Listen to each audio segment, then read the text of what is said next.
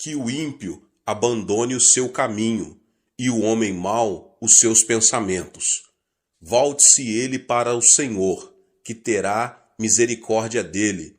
Volte-se para o nosso Deus, pois ele dá de bom grado o seu perdão. Isaías 55:7.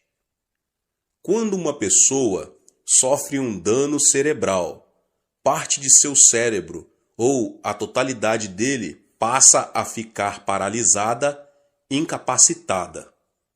A medicina tem feito avanços enormes, chegando a remover nódulos no cérebro e preservando não somente a vida, como também impedindo a paralisia parcial ou total. Não é minha intenção falar sobre a paralisia provocada pelas enfermidades cerebrais.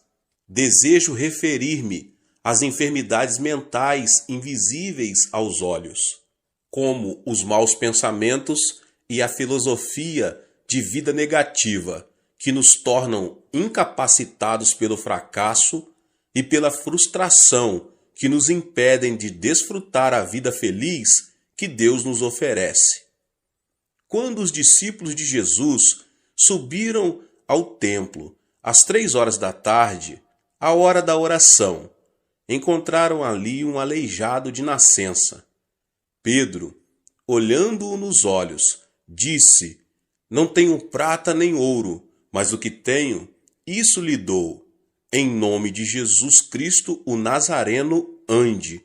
Atos 3:6.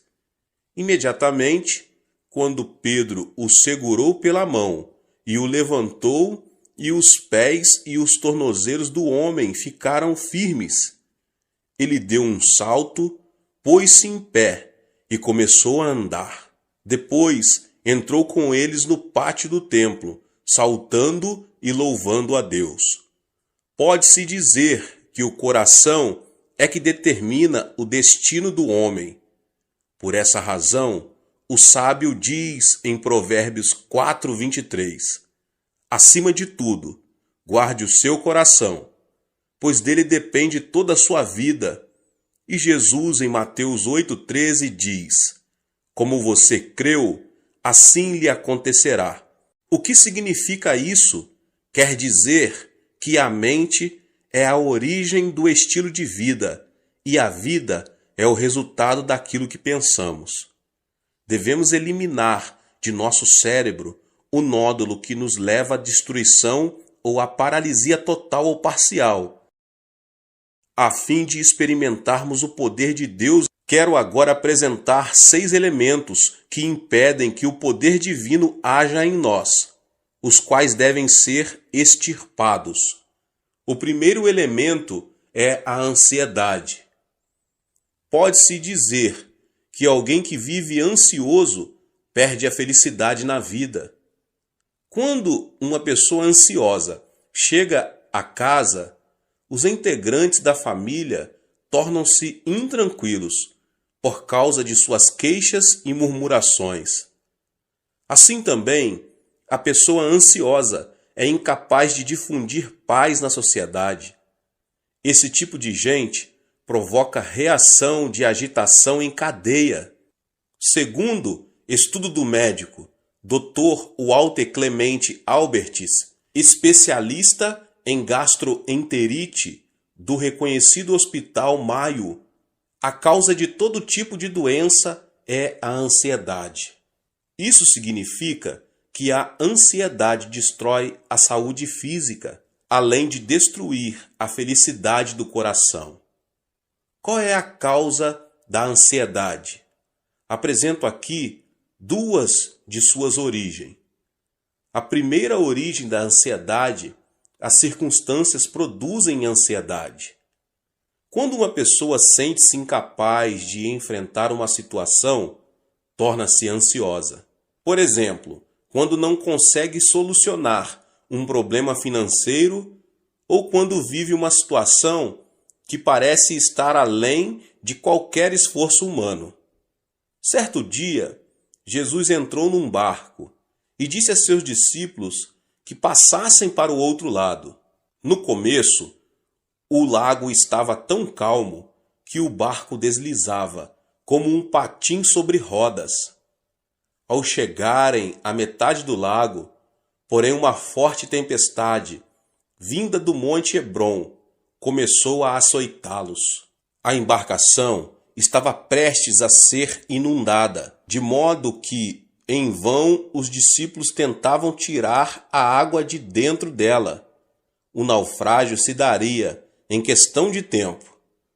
Foi então que os discípulos se lembraram de Jesus e clamaram: Mestre, não te importas que nos afoguemos? Jesus levantou-se, repreendeu o mar e imediatamente o vento se acalmou e tudo ficou tranquilo. Olhando os discípulos nos olhos, ele disse: Por que vocês têm tanto medo? Ainda não têm fé? Observe que Jesus não disse: Vocês não têm fé. Isso se deve ao fato de que toda pessoa tem fé, de acordo com a medida que Deus lhe deu. O fundamento da fé dos discípulos, entretanto, eram as circunstâncias, os sentimentos e a emoção. Eles tinham fé somente quando tudo estava calmo. Ao terem a vida ameaçada por uma tempestade, sua fé transformou-se em dúvida, criando uma nuvem de ansiedade no coração. Portanto, devemos repelir os pensamentos oriundos das circunstâncias e as emoções da terceira dimensão, a fim de aceitar os pensamentos de Deus, os da quarta dimensão. Quando viram a tempestade e as ondas, os discípulos fracassaram em aceitar o pensamento de Deus, apesar de terem ouvido o Senhor dizer que queria passar para o outro lado do lago. Seus fundamentos de fé não eram a palavra de Deus da quarta dimensão, e sim as circunstâncias e as emoções da terceira dimensão. Foi por isso que o Senhor lhes perguntou: Onde está a sua fé? A palavra de Deus permanece para sempre e jamais muda. Apegar-se firmemente à palavra de Deus não é outra coisa senão aceitar o pensamento de Deus. Portanto, apesar das circunstâncias, se o fundamento do nosso coração é a palavra de Deus, mediante a fé, podemos estar livres de nossa ansiedade e preocupação. A segunda origem da ansiedade é que o pecado produz ansiedade. Quando peca, a pessoa torna-se ansiosa, porque perde a confiança diante de Deus. O pecado separa o homem de Deus. Quando Adão e Eva pecaram, não puderam permanecer diante dele. Gênesis 3:10 diz: Ouvi teus passos no jardim, e fiquei com medo, porque estava nu. Por isso me escondi. Qual foi a causa do medo? O pecado, sem dúvida. Ao comer do fruto da árvore proibida, Adão e Eva souberam que estavam nus e tiveram medo. Por isso não puderam apresentar-se diante de Deus. Da mesma forma, o homem que comete pecado não tem paz. As Escrituras dizem: Não há paz alguma para os ímpios. Isaías 48:22. Portanto, a consequência do pecado é a ansiedade. Se uma pessoa se sente ansiosa ao sentar-se e ao levantar-se, sua vida será uma ruína. Não obstante, se alguém se aproxima do Senhor e confessa todos os seus pecados, estes se tornam brancos como a neve, ainda que tenham sido como o escarlate. Não se trata de mudar as circunstâncias para que possamos desfrutar paz. Jesus disse: Nesse mundo vocês terão aflições. Contudo, tenham ânimo, eu venci o mundo. João 16:33. E o apóstolo João declara: Porque aquele que está em vocês é maior do que aquele que está no mundo. 1 João 4:4. Portanto, apesar das circunstâncias, deposite sua fé na palavra de Deus. O arrependimento o ajudará a se libertar de toda a ansiedade que tenta destruir sua vida. O segundo elemento é a solidão. A solidão a que me refiro não é a solidão causada pelas circunstâncias. Por exemplo, se você separa um tempo para orar no monte e estar a sós com Deus, isso não é solidão. A solidão é sentir-se só e se caracteriza pelo egocentrismo. É querer receber sem dar. É manter-se indiferente à felicidade dos outros. Quando alguém se torna extremamente egocêntrico e não se interessa pelos outros, transforma-se numa pessoa teimosa e fria. Obviamente, ninguém será receptivo a uma pessoa que demonstre ser assim. Esse comportamento torna as pessoas ainda mais fechadas em sua solidão, levando-as à destruição. Deus não criou o homem como um ser solitário. Em Gênesis 2, 18 e 24, o Senhor fala: "Não é bom que o homem esteja só. Farei para ele alguém que o auxilie e lhe corresponda. Por essa razão, o homem deixará pai e mãe e se unirá à sua mulher, e eles se tornarão uma só carne." O homem nasce de duas pessoas. No idioma chinês, a palavra homem é representada por caracteres formados por dois traços que se apoiam entre si. Ou seja, são duas pessoas que formam uma unidade. Por isso Jesus orou ao Pai, dizendo: "Pai nosso que estás nos céus." Não é o plano de Deus que o homem esteja só. Até mesmo na natureza de pregar o Evangelho, Jesus enviou os seus discípulos em duplas. O apóstolo Paulo sempre esteve acompanhado de Barnabé. Depois de uma discussão entre eles, Paulo juntou-se a Silas e Barnabé a João Marcos. Portanto, quem se considera santo e justo e gosta de estar sozinho não é um santo verdadeiro. Nada mais é do que um egoísta. Temos de desfazer a solidão do nosso coração, que nada mais faz senão destruir a nossa vida. Agora, o terceiro elemento é a indecisão. A fé sem obras é morta. Quando alguém duvida e vacila entre uma e outra coisa, denota ser uma pessoa indecisa. E uma pessoa indecisa caracteriza-se pela falta de responsabilidade e receio, o fracasso e o erro. Muitas vezes, no dia a dia, o pastor precisa trabalhar como um agente imobiliário. Acontece que as pessoas se aproximam e pedem: "Pastor, o senhor poderia me apresentar a fulano?" Ou então: "Quero que o senhor me apresente a Beltrano." Para minha surpresa, nesse aspecto, tive êxito apenas em uma ocasião. Se uma pessoa não se decide quando tem ainda a possibilidade de escolher seu futuro cônjuge, nunca poderá deixar de ser um solteirão ou uma solteirona. No mundo, não existe homem perfeito ou mulher perfeita. É preciso primeiro casar para depois adaptar-se ao cônjuge. Hoje em dia, muitos fracassam por falta de decisão. Surgem as oportunidades, mas estas são perdidas por causa da indecisão com que enfrentam a vida. Ao longo de minha vida, nunca vi uma pessoa extraordinariamente inteligente que tenha conseguido grandes coisas. Os chamados inteligentes pensam demais e dizem: "É preciso descartar esta possibilidade. Isto não funcionará. Ainda não chegou a hora de pôr isto ou aquilo em ação." O tempo passa e, no final das contas, eles não fazem nada. Portanto, podemos vencer se, com convicção, seguirmos em frente. Alguns membros da minha igreja já vieram a mim e perguntaram: "Pastor, o senhor acredita que será bom para mim emigrar para outro país? O que o Senhor acha de eu começar um novo negócio? Devo continuar a fazer o que eu estou fazendo?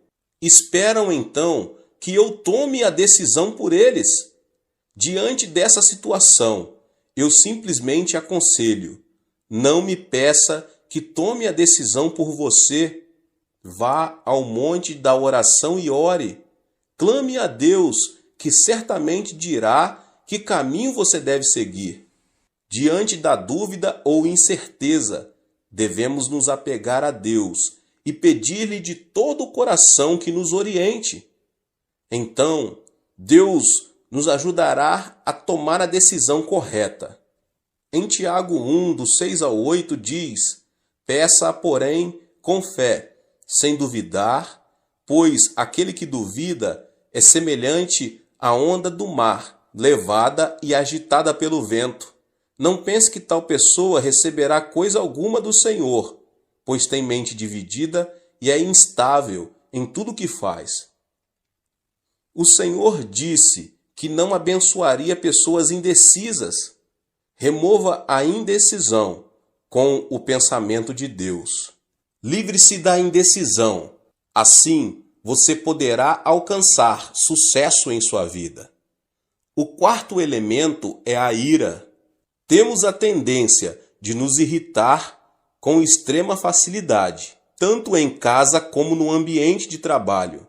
Creio que uma das principais razões para isso é o fato de não sabermos quanto a ira é destrutiva. A ira é prejudicial, não somente à saúde, mas também ao intelecto, pois o torna cego. Em uma conferência, o famoso anatomista inglês John Hutton afirmou ser a ira semelhante ao suicídio. Logo depois de ter apresentado sua tese, ele teve uma forte discussão com alguns dos alunos que o ouviram e discordaram daquilo que ele defendia. Isso o irritou sobremaneira, levando-o à morte instantânea, vítima de um ataque cardíaco. As palavras de John Hutton causaram grande repercussão por causa de sua morte trágica. Irar-se é como cuspir para cima, ou seja, a ira se volta contra a própria pessoa. A Bíblia diz que a ira rebaixa o nível da pessoa e o transforma em ignorante. A sabedoria do homem lhe dá paciência. Sua glória é ignorar as ofensas. Provérbios 19, 11. O homem paciente dá prova de grande entendimento, mas o precipitado revela a insensatez. Provérbios 14, 29. Além disso, a ira nos separa da alegria de Deus, porque irritar-se é cometer o mal na presença divina. Existem hoje muitas famílias destruídas por palavras cheias de ira. É aconselhável falar pacificamente, em tom moderado, ainda que seja em momento de ira. Quando preciso aconselhar pessoas que têm a tendência a se irar facilmente, digo: quando você voltar a se irritar, abaixe a voz e fale devagar. Se a sua esposa cometeu um erro grave, não levante a voz dizendo: querida, porque isso o levará a irar-se ainda mais. Fale em tom baixo e suave: querida. Qualquer pessoa tem a experiência de se ter irritado e depois de algum tempo arrepender-se de haver agido dessa forma. A ira destrói tudo. A ira não traz benefício nenhum à sua vida. Precisamos aprender a preservar e desfazer a ira que nos leva à destruição, e então nos será concedida uma nova manhã. O quinto elemento é a frustração. A pessoa que fracassa e tem pensamentos negativos, que fala de forma negativa e age de maneira negativa, é definitivamente alguém cheio de frustração. Uma pessoa frustrada não vive criativamente, não passa de um pessimista e tem uma autoimagem de desalento e fracasso. No idioma coreano, temos certas expressões negativas que são espontâneas. Dizemos com frequência, morro de, e o pior é que dizemos várias vezes ao dia, e isso mata a alma. Morro de fome, comi até explodir. Morro de felicidade, morro de desânimo, morro por causa da sujeira que existe aqui. Morro de calor, morro de frio. É tão lindo que quero morrer. Pergunta-me se o aprecio tanto, por que quer morrer? E não é só isso. Há canções seculares, cuja letra é também pessimista e frustrante. Deus não nos abençoará se vivermos chorando e pronunciando palavras negativas. A Bíblia diz, e caiu na armadilha das palavras que você mesmo disse, está prisioneiro do que falou.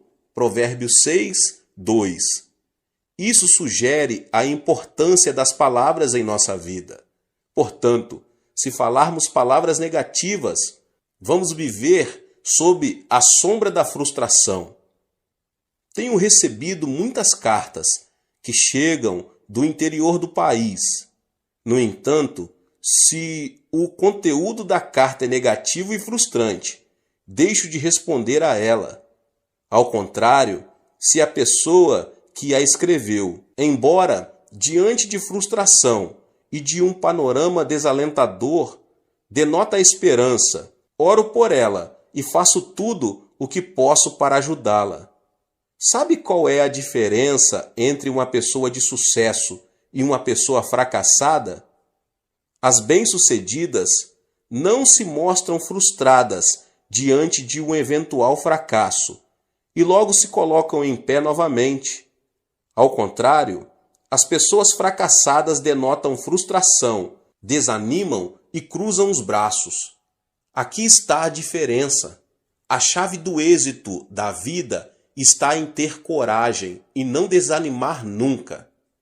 Aos 70 anos, com uma dívida de milhares de dólares, o coronel Sanders foi à falência. Ficou tão abalado que foi internado num hospital. Mesmo assim, não conseguia conciliar o sono. Certo dia, bem de madrugada, ouviu um hino que dizia: "Não esmoreças, Deus te protege. Descansa sob suas asas, Deus te protege." Como um sonâmbulo, dirigiu-se ao lugar de onde vinha o cântico. O hino vinha de uma pequena igreja. Ao entrar, encontrou uma senhora idosa que cantava o hino, curvada diante do altar.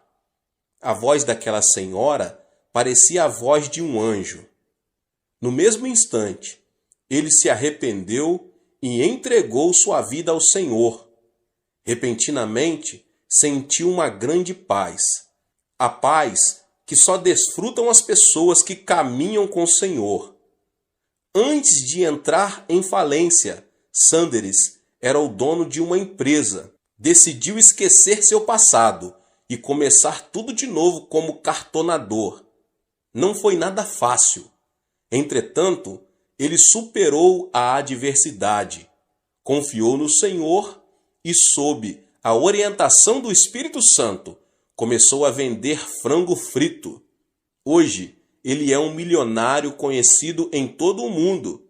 Esta é a história de Sanders Chicken, mais conhecido como KFC. Assim também, devemos nos livrar da frustração que nos leva ao fracasso. E o sexto e último elemento é o autoabandono. Atualmente, as histórias de criminosos se têm transformado em filmes. A história de Shi Kang-hun, que conseguiu fugir da cadeia com um grupo de colegas. Está numa tela gigante, sob o título Holiday.